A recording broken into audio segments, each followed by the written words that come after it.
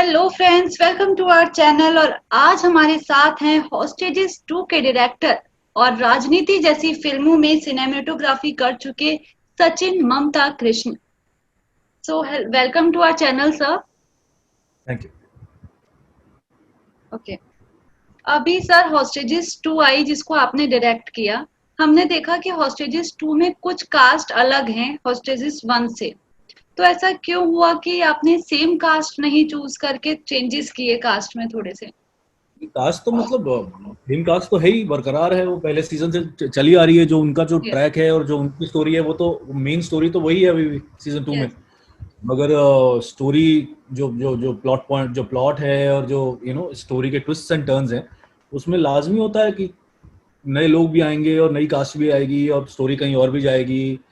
और सीजन 2 की जो स्टोरी है वो बहुत ज्यादा मतलब एक जिसे कहें कि चारों दिशाओं में फैली हुई स्टोरी है जो एंड में जाके मिलती है साथ। उसका एंड में जाके एक मिश्रण होता है मेन ट्रैक के साथ। तो यस। इसलिए ये यकीनन नए कैरेक्टर्स का आना लाजमी था। ओके, हॉस्टेजेस 1 आई, उसे उसके बाद हॉस्टेजेस 2 आई। तो हॉस्टेजेस 3 कब तक आएगी? बिकॉज इन दोनों ये फिल्म्स को बहुत ज्यादा प्यार मिल रहा है, लोग बहुत ज्यादा पसंद कर रहे हैं। तो हॉस्टेजेस 3 आने की कब तक होप है? ये तो आप प्रोड्यूसर से पूछें तो वो इसका जवाब बेहतर दे पाएंगे। ओके। आएगी जरूर, जैसे क्योंकि इतना वो है तो आएगी जरूर, मगर ये कब आएगी ये प्रोड्यूसर बताएंगे जी। ओके, हॉस्टेजेस 2 ओटीटी प्लेटफॉर्म पे रिलीज हुई। तो आपको क्या डिफरेंस लगता है थिएटर में रिलीज होने में और ओटीटी प्लेटफॉर्म पे? बिकॉज डिजिटल प्लेटफॉर्म की तरफ ऑडियंस बहुत ज्यादा बढ़ रही है आजकल। थिएटर में जाने से अच्छा लोग नेटफ्लिक्स, हॉटस्टार इन सब में ज्यादा इन्वॉल्व हो रहे हैं। तो आपको क्या डिफरेंस लगता है दोनों में? बहुत डिफरेंस लगता है, बहुत डिफरेंस लगता है। सबसे बड़ा डिफरेंस तो ये लगता है कि आज ऑडियंस के पास घर बैठे इतनी वैरायटी और इतनी चॉइस है कि वो एक बटन दबा के वो जो अपने मन चाहे प्रोग्राम देख सकते हैं। मुझे याद है कि हम जब बच्चे थे तो टीवी दूरदर्शन था अकेला, कोई चैनल तो था नहीं। और वो दूरदर्शन भी दिन में मुझे लगता है कि 2-3 घंटे के लिए आता था।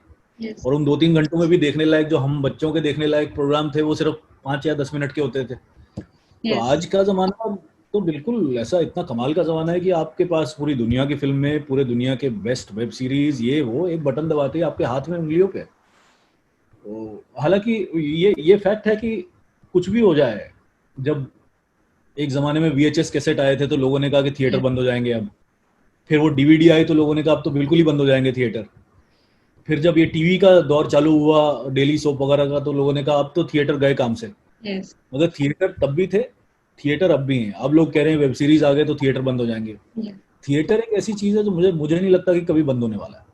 थिएटर अपनी जगह है, मगर हाँ, वेब सीरीज और ये ओटीटी का जो प्लेटफॉर्म आया है, ये इतना ज्यादा एक पोटेंट प्लेटफॉर्म है कि अब कहानियां कहने का एक बहुत अच्छा एक प्लेटफॉर्म फिल्म मेकर्स को मिल गया है कर्सी ओटीटी। यस। हॉस्टेजेस सीजन 2 जब आप शूट कर रहे थे, जब इसकी शूटिंग चल रही थी, तो ऐसा कोई मोमेंट जो आपको हमेशा याद रहेगा इस सीजन से? शूटिंग के समय हाँ, कास्ट के साथ ऐसा कुछ मोमेंट हुआ हो आपका? एक moment याद रहेगा, क्योंकि ये बड़ा इंटरेस्टिंग सीजन था। बड़ा मजा आया इसको शूट करने में, बड़ा मुश्किल था। मगर जिस तरीके से हमने हंसते खेलते ही शूट किया है, मतलब मुझे लगता है कि एक एक मोमेंट हॉस्टेजेस के शूट से जुड़ा हुआ। न सिर्फ मुझे लगता है कि एक्टर्स को भी और कास्ट और यस, क्रू को भी कुछ शूट ऐसे होते हैं जो याद जो छप जाते हैं दिल में।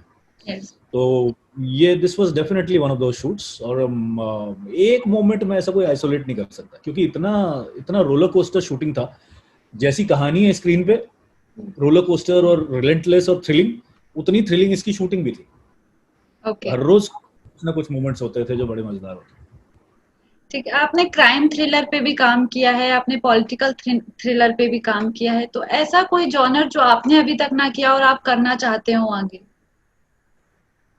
ऐस- हैं। मैं तो कभी कभी ये सोचता हूँ कि मैंने जो फिल्में भी की हैं वो बहुत सीरियस फिल्म मेकर के साथ की हैं। प्रकाश झा, सुधीर यस, मिश्रा, विशाल भारद्वाज, मेघना गुलजार।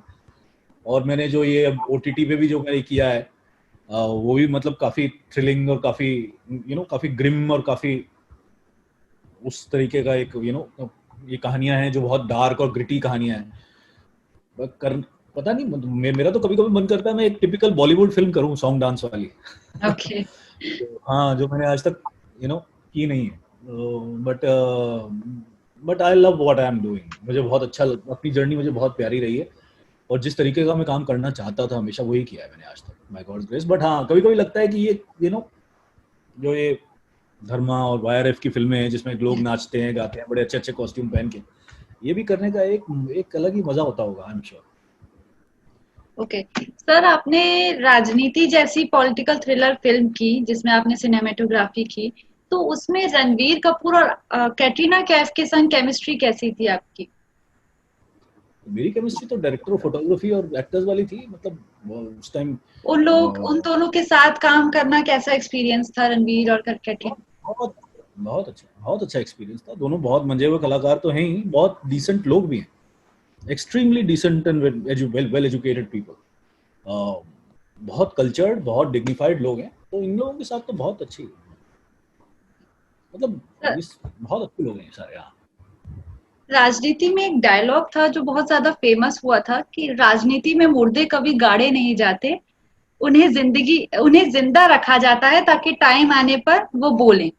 तो ये बहुत ज्यादा उस टाइम पे बहुत वायरल हो रहा था जब राजनीति आई थी। तो इस डायलॉग को शूट करने के लिए कितना मेहनत थी या कितना स्ट्रगल था, या क्या क्या परेशानियां आई थी इसको? तो पता नहीं अब उस टाइम क्या हुआ था, मैं तो भूल गया हूँ, मगर हाँ ये डायलॉग मुझे जरूर याद है।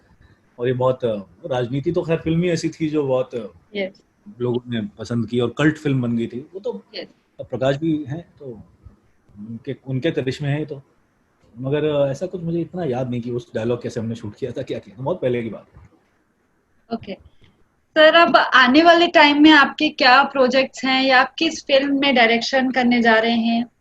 कोई आपका मैं अभी अपकमिंग प्रोजेक्ट? जी 2-3 प्रोजेक्ट्स पे काम कर रहा हूँ एज डायरेक्टर, मगर वो अभी मतलब जब तक फाइनल नहीं होते तो मतलब उसके बारे में बोलना नहीं चाहूँगा, मगर हाँ 2-3 कहानियां हैं जो मैं कहना चाह रहा हूँ, तो उन पे अभी काम चल रहा है। ओटीटी प्लेटफॉर्म पे सर या फिर थिएटर में? फिलहाल तो ये ओटीटी के लिए ही है, क्योंकि आजकल मतलब बन रही हैं फिल्में, थिएटर के लिए भी बन रही हैं, मगर वो अनसर्टनिटी को देखते हुए टाइम्स की कि आगे क्या होगा, कब होगा, कैसे होगा, ज्यादा गारंटी इस बात की है कि आप जो बनाएंगे वो ओटीटी पे तो रिलीज हो जाएगा। ओके सर, जैसे अभी लॉकडाउन हुआ था उसमें बहुत सारी चीजें रुक गई थी, तो आपने उस टाइम को कैसे यूटिलाइज किया था जब आप लॉकडाउन में थे? मैंने अपना जो हॉस्टेजेस का शूट था सीजन 2 का, वो 10 मार्च के आसपास खत्म किया था, ओके। और 19 से शायद लॉकडाउन चालू हो गया था। 24 से? 19 या 24 से, हाँ। तो हाँ। मतलब मैं we have been extremely lucky in the sense कि ये जो पूरा लॉकडाउन का जो फेज था, मेरा शूट खत्म हो गया था। तो मैं इस पूरे लॉकडाउन में हर रोज पोस्ट प्रोडक्शन कर रहा था, चाहे वो एडिटिंग हो, चाहे साउंड हो, चाहे म्यूजिक हो, चाहे ये हो, चाहे वो, चाहे वीएफएक्स हो, चाहे कलर करेक्शन हो।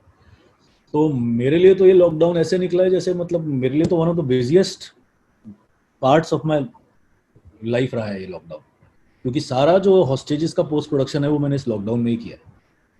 तो ये कब आया कब गया मुझे तो यूटिलाइज मालूम ही द नहीं पड़ा। Lockdown very much. जी बिल्कुल बिल्कुल बिल्कुल ओके। बिल्कुल। Okay so very good luck sir for your upcoming future, and thank you for joining with us and giving your precious time.